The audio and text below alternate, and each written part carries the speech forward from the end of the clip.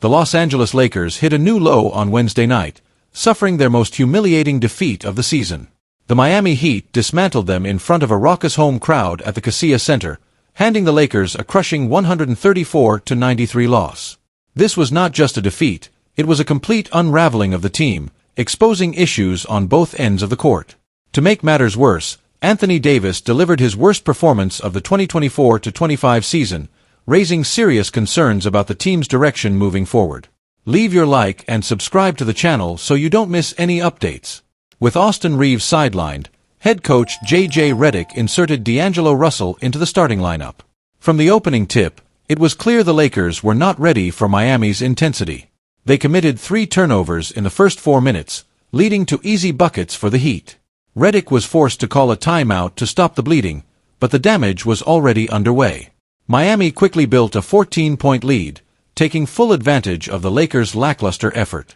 In the closing minutes of the first quarter, the Lakers managed to trim the deficit to 8, but it was a false hope. The Heat's energy and execution were on a completely different level. The Lakers, on the other hand, looked disorganized and uninspired, struggling to find any rhythm offensively while allowing Miami to dictate the pace of the game. The Lakers' sloppy play was the theme of the night. Turnovers piled up, giving Miami plenty of opportunities to capitalize in transition. By halftime, the Heat had recorded an impressive 11 steals, exposing the Lakers' inability to protect the ball. Meanwhile, Los Angeles' defense was nowhere to be found. Players were consistently late on rotations, allowing Miami to move the ball freely and find open looks. By the end of the first half, only LeBron James and D'Angelo Russell had scored in double digits for the Lakers. In stark contrast, 4 of Miami's 5 starters had already surpassed the 10-point mark. The Heat's offensive dominance was on full display, with Jimmy Butler leading the charge. Miami closed the half with 69 points, their highest first-half total of the season, and extended their lead to 17 heading into the locker room. Whatever adjustments the Lakers hoped to make during halftime didn't materialize. If anything, the second half was even worse than the first. The Heat came out firing on all cylinders, and the Lakers had no answers. LeBron James was the only Laker who seemed determined to compete, but his efforts weren't enough to overcome the team's defensive lapses and offensive struggles. Tyler Herro was the star of the third quarter, repeatedly finding himself wide open on the perimeter. The Lakers' defensive rotations were non-existent, and Herro took full advantage, sinking 7 3-pointers in the period. By the end of the third, the Heat had already surpassed the 100-point mark, while the Lakers were left in shambles, staring at an insurmountable deficit. As the fourth quarter began, the Lakers trailed by a staggering 33 points. Despite the blowout, LeBron remained on the floor, still trying to spark some life into his team. However, just 4 minutes into the quarter, Redick made the decision to pull him from the game, effectively waving the white flag. With only Russell remaining from the starting lineup, the Lakers turned to their younger players from South Bay to finish out the game. The result was inevitable. A 41-point drubbing that highlighted the team's glaring issues and left fans questioning their potential to compete this season. Amid the disaster, LeBron James stood out as the lone bright spot for the Lakers. The veteran forward, who had faced criticism for his recent performances, delivered a strong showing and did everything he could to limit the damage. Playing 29 minutes, LeBron posted an impressive stat line of 29 points, 5 rebounds, 8 assists, and 1 steal. LeBron's shooting efficiency was a highlight, as he converted 66.7% of his field goal attempts. He also knocked down one of his 4 3-point attempts, showcasing improved confidence in his shooting. Unfortunately, the rest of the team couldn't match his energy or production. As a unit, the Lakers hit just 5 3-pointers all night, further illustrating their offensive struggles. While LeBron showed flashes of brilliance, Anthony Davis delivered a performance he'll want to forget. After managing just 12 points in the Lakers' loss to the Minnesota Timberwolves on Monday, Davis hit an even lower point against Miami. Matched up against Bam Adebayo, Davis struggled mightily on both ends of the court. Adebayo dominated him in the paint, and the rest of the Heat's roster followed suit. Time and time again, Davis was late on defensive rotations, allowing Miami to score with ease. His usually strong defensive presence was completely absent, leaving the Lakers vulnerable in the paint and on the perimeter. Offensively, Davis was nearly invisible. He finished with just 8 points on a dreadful 21.4% shooting from the field. He missed all his 3-point attempts and added only 7 rebounds, 5 assists, and 1 steal. Davis's lack of impact was so glaring that he didn't even return to the court for the fourth quarter. This game was more than just a bad night, it was a wake-up call. The Lakers' issues run deep, from their defensive lapses to their inability to take care of the ball. While LeBron James continues to play at a high level, the team cannot rely solely on his heroics. Anthony Davis's inconsistency is becoming a major concern, and the supporting cast needs to step up if the Lakers hope to turn their season around. For now, the Lakers will need to regroup and address their glaring weaknesses. With performances like this, their path to contention looks increasingly uncertain. Fans are left wondering, can this team rise to the challenge, or is this just the beginning of a long and frustrating season? Currently, the Los Angeles Lakers are facing a challenging period in their season, especially with injuries affecting key players. The latest blow to the team comes with the news that Austin Reaves, one of their most reliable and versatile players, will be sidelined due to a pelvic injury he sustained during the game against the Oklahoma City Thunder. Although Reaves had participated in some recent practices, including taking shots and working on his fitness, his injury status has worsened, and he has been officially ruled out for the upcoming games. This is a significant setback for the Lakers, as Reaves had been playing an important role in the team's rotation, providing scoring, playmaking, and defensive contributions. Reaves' absence is not the only injury concern for the Lakers at the moment. Anthony Davis, who has been a dominant force on both ends of the court, is also dealing with a calf issue. Davis, whose presence is vital for the team's defense and rebounding, is listed as probable for upcoming games. His condition will be monitored closely, as the Lakers cannot afford to lose another one of their star players. Davis has had an up-and-down season due to various injuries in the past, and with the team already facing adversity, his availability could make or break the Lakers' performance in crucial games. The injury list for the Lakers continues with several other key players still on the mend. Jared Vanderbilt, a defensive specialist who provides depth to the Lakers' frontcourt, is recovering from a surgery on his right foot. Vanderbilt has been missed for his ability to guard multiple positions and contribute energy off the bench. His return is uncertain, but the Lakers are hopeful that he will be able to contribute later in the season. Christian Wood, another important piece for the Lakers, is also recovering from knee surgery. Wood had shown promise as a versatile big man capable of scoring and stretching the floor, and his absence has been noticeable in the Lakers lineup. His recovery process is being closely monitored, and while his return date remains unclear, the team is eager to get him back as soon as possible to bolster both the offense and defense. In addition to these key players, Jackson Hayes, who has been dealing with an ankle sprain, is also listed as out. Hayes has been a valuable role player for the Lakers, providing energy and size in the frontcourt. His injury has limited the Lakers' depth, especially as they continue to struggle with maintaining a balanced rotation. Hayes' return will be important for the Lakers to regain some stability in their lineup. Finally, Bronny James, the highly anticipated rookie, is still recovering from a left ankle injury. While his absence has not been as immediately impactful as the other players, Bronny's potential and development have been a focal point for the team and their fans. The Lakers are taking a cautious approach with his recovery, as they want to ensure that he is fully healthy before he steps onto the court again.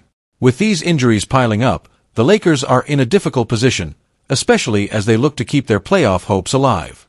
The team has struggled with consistency all season, and these injuries only add to the challenges they face. While LeBron James continues to be the backbone of the team, even his remarkable performances cannot carry the Lakers through every game, especially when the team is missing so many key contributors. The front office will likely be monitoring the injury situation closely, and they may look for ways to bolster the roster through trades or free agent signings. As for Reaves, his absence will certainly be felt. He had emerged as one of the team's most important and consistent players, especially in his ability to create plays, shoot efficiently, and provide a defensive presence. His absence could lead to more minutes for players like D'Angelo Russell and Austin's backup, but it will also force the team to adjust their overall game plan. The Lakers will need to find a way to remain competitive as they wait for their injured players to return. While the loss of Reaves, along with other key injuries, certainly puts the team in a difficult spot, it's not the end of the road. The Lakers have shown resilience in the past, and they'll need to continue to dig deep and rely on their collective effort to stay in the playoff hunt. It's clear that the season has not gone as planned for the Lakers so far, and the team will have to adjust to these new challenges. With Austin Reaves sidelined for an undetermined period, the spotlight will now shift to other players on the roster to carry the load. LeBron James will likely continue to take on a larger role, But he will need help from the supporting cast if the Lakers are to overcome these obstacles. This is a critical moment for the Lakers, as the season could go in many different directions depending on how the team navigates the injury issues and whether they can stay competitive while key players recover. In conclusion, the Lakers face a tough road ahead with multiple injuries to key players, but the season is far from over. Austin Reeves' injury is a significant blow, but with players like LeBron James, Anthony Davis, and others, the Lakers still have a chance to make a push for the playoffs once their roster returns to full strength. For now, the team's focus will be on finding ways to keep their competitive edge while waiting for their injured stars to get healthy. While LeBron and Davis remain the focal points of the team, the Lakers have not sufficiently filled in the gaps around them. The Lakers' current roster, largely unchanged from last season, is underperforming, and it's up to Pelinka to provide the necessary upgrades. The lack of movement from Pelinka suggests either a lack of boldness or a fear of making mistakes, but whatever the reason, it has become clear that the Lakers cannot afford to remain stagnant. This season, it's not just about making the playoffs. It's about setting themselves up for a championship run while they still have LeBron, one of the greatest players in NBA history, and Davis, an elite defender and offensive force. But for that to happen, Pelinka must take risks and make an aggressive move that can elevate the roster. Pelinka could make a bold move with two teams at the bottom of the standings, the New Orleans Pelicans and the Utah Jazz. These two teams could be willing to part with key players, and if Pelinka can act quickly, the Lakers could drastically improve their roster. Lakers receive Brandon Ingram, Colin Sexton, Walker Kessler.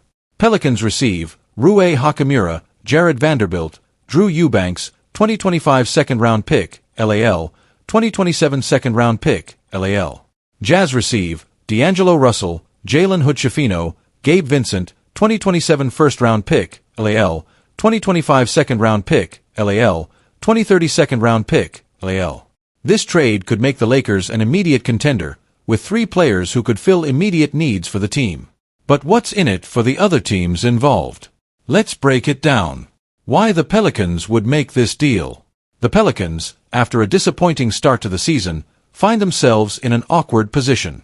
Injuries to key players like Zion Williamson, Ingram, and Trey Murphy III have derailed their campaign. And now, with uncertainty about Ingram's future in New Orleans, it may be time for the Pelicans to cash in on him before he becomes an unrestricted free agent. This trade would allow them to add depth to their roster, bringing in versatile players like Rui Hachimura and Jared Vanderbilt, as well as a valuable second-round pick in 2025 and another one in 2027. Ingram, who is averaging 22.9 points, 5.8 rebounds, and 5.4 assists this season, has been one of the brightest spots for the Pelicans when healthy. But given the team's struggles and the uncertain nature of his future with the organization, a trade now could bring in a solid return. Hachimura's 12.1 points and 5.2 rebounds this season would add a different dimension to the Pelicans' frontcourt. Vanderbilt, when healthy, can be a defensive asset, while Eubanks provides some depth at the center position. For New Orleans, the deal represents an opportunity to pivot and focus on depth for the long term, ensuring the future is secure while freeing up cap space for future moves. The Utah Jazz are in a complete rebuild, and they understand that their best course of action is to stockpile assets for the future. The team has made it clear that they're focused on building a young core, and this trade gives them the chance to do just that. D'Angelo Russell, though capable of putting up solid numbers, is on an expiring contract and might not fit into the Jazz's long-term plans. The same can be said for Gabe Vincent and Jalen Hood-Schifino, but both are promising players who could develop in Utah's system. In addition to the players they receive, the Jazz would also get valuable future picks, including a first-round pick from the Lakers in 2027 and several second-round picks. These picks could be key in Utah's rebuilding process, allowing the franchise to build a foundation for the future. The Lakers, if they can successfully execute this trade, would receive three players who immediately address areas of need. Brandon Ingram would give them another dynamic scorer and playmaker to pair with LeBron and Davis. Colin Sexton, averaging 16.9 points and 3.2 assists this season, would add a scoring guard who could potentially take over the role that D'Angelo Russell has been filling. Walker Kessler, one of the best young big men in the league, would provide the Lakers with a much-needed rim protector and rebounding presence. This trade would allow the Lakers to slide Kessler into the starting center spot, with Anthony Davis moving back to power forward, where he thrives. LeBron could slide into a full-time point guard role, with Austin Reeves starting alongside him in the backcourt. Sexton would serve as the primary backup guard, and the Lakers' depth would dramatically improve. The Lakers would also benefit from the opportunity to address some minor holes in their roster, such as backup guard play and excess depth at center. With a few more minor moves, whether through trades or the buyout market, the Lakers could complete their transformation into title contenders. Conclusion: Pelinka's big decision. The Lakers cannot afford to remain stuck in mediocrity. If they stay in this current form, they're headed for another early playoff exit or worse. It's clear that LeBron and Davis deserve better than this, and Pelinka must recognize the urgency of the situation. If he makes this trade and brings in Ingram, Sexton, and Kessler, he could significantly elevate the Lakers' chances of making a deep playoff run. The clock is ticking, and the team's future depends on Pelinka's next move. It's time to act decisively, or risk falling behind in a fiercely competitive West. For the Pelicans, this trade could serve as a step toward a more balanced roster, while setting them up for future success. For the Jazz, it's all about gathering assets for their long-term future. But for the Lakers, this trade could be the difference between another disappointing season and a championship-caliber roster. Now, Pelinka has to decide. Is he willing to take the risks necessary to return the Lakers to the top? The ball is in his court, and this is the moment that could define the future of the team.